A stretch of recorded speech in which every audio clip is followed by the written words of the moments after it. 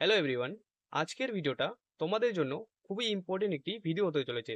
তোমরা যদি SSC GD পরীক্ষাতে 160-এর মধ্যে 160 নম্বর পেয়ে থাকো না কেন, অথবা তোমরা যদি এসএসসি জিডি ফিজিক্যাল এবং মেডিকেল ফিট হয়ে থাকো না কেন, ডকুমেন্টেশনের সামান্য একটা ভুলের কারণে কিন্তু তোমাকে এসএসসি জিডি পরীক্ষা থেকে বের করে দিতে পারে। ডকুমেন্টেশনের সামান্য ভুলের কারণে কিন্তু তোমার একটা বছর নষ্ট হয়ে যেতে পারে যদি তোমার ডকুমেন্টেশনে সঠিক ধারণা না থাকে।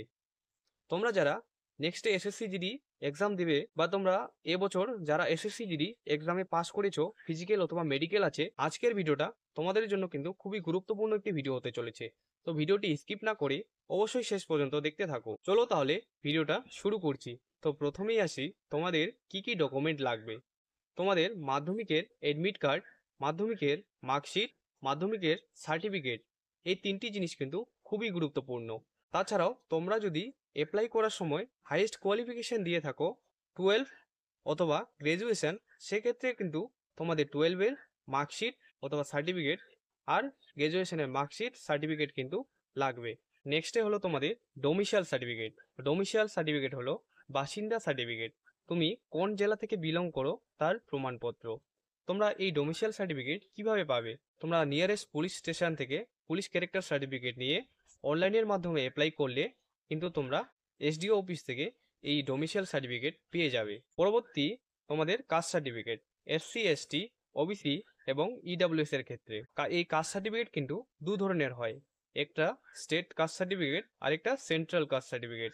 যেহেতু এসএসসি জিডি সেন্ট্রালের একটা এক্সাম, সেই জন্য কিন্তু তোমাদের এখানে সেন্ট্রাল কাস্ট সার্টিফিকেট অবশ্যই লাগবে। তোমাদের যাদের ডোমিসাইল সার্টিফিকেট আর সেন্ট্রাল কাস্ট সার্টিফিকেট এখনো বানানো নেই, তোমরা অবশ্যই এটি বানিয়ে নিও।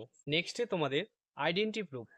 আইডেন্টি প্রুফ হিসাবে তোমরা আধার কার্ড, ভোটার কার্ড অথবা প্যান কার্ড এখানে দিতে পারো।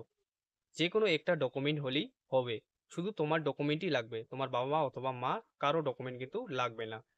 তাছাড়াও তোমাদের লাগবে পাসপোর্ট সাইজ ফটো। তোমরা 10 কপির মতো পাসপোর্ট সাইজ ফটো নিয়ে যেও। তোমাদের আবারও বলছি, তোমাদের কি কি ডকুমেন্টস লাগবে। মাধ্যমিকের এডমিট কার্ড, মাধ্যমিকের মার্কশিট, মাধ্যমিকের certificate, domicile certificate, central caste certificate আর তোমাদের আইডেন্টি প্রুফ আর ফটো। তোমরা যারা ডকুমেন্ট ভেরিফিকেশনের জন্য যাবে, সমস্ত ডকুমেন্টের তোমরা 2 কপি করে জেরক্স কিন্তু অবশ্যই নিয়ে যাবে। পরবর্তী আসছি তোমাদের ভুলের বিষয় নিয়ে।